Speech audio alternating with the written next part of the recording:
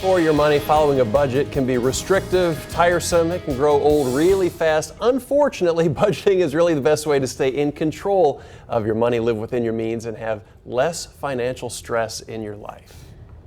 Today, Andy Mattingly with Forum Credit Union is here to help us find ways to avoid budget burnout. All right, Andy, this is something we touch on because we have to kind of remind people what is the number one cause of budget burnout.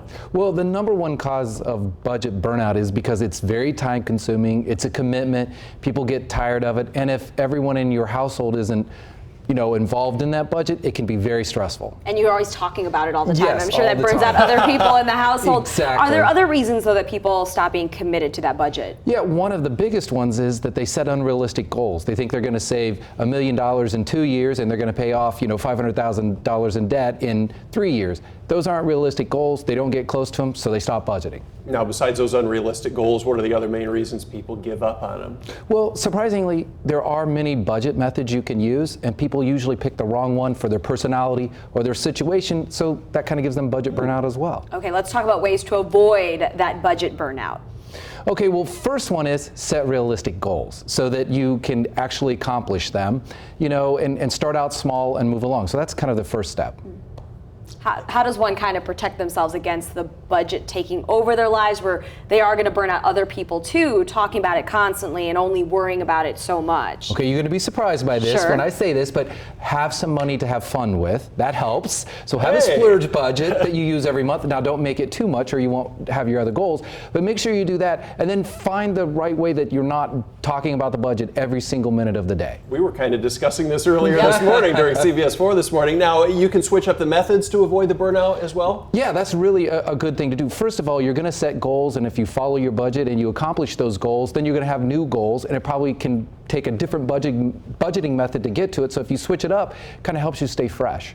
But how long should you stay with a budget then? Well, at least a year, because it takes you some time to set up a budget, and if you're constantly changing, you'll never get anywhere. But as long as it works for you and it's going good for you, then stay with it. But if it's not working, change it right away. So then if you're saying a year is how long you stick with it, for people that are wondering, when do you kind of start noticing that you're saving because you're on a budget?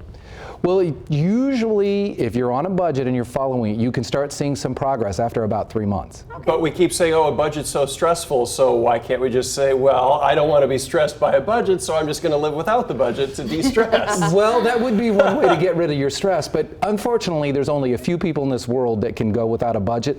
All of us live on a budget, whether it's a formal one where we track things or it's just the way we allocate our money. And I think the stress of not following a budget might be more than the budget stress.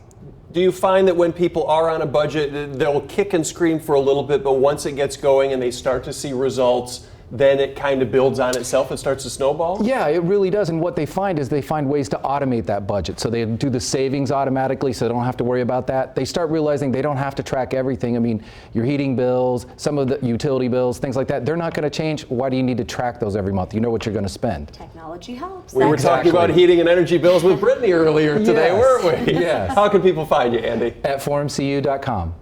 Andy Mattingly, thank you so much. Thank you. Well, happening now, the town of Flint, Michigan is in trouble and in desperate need of help.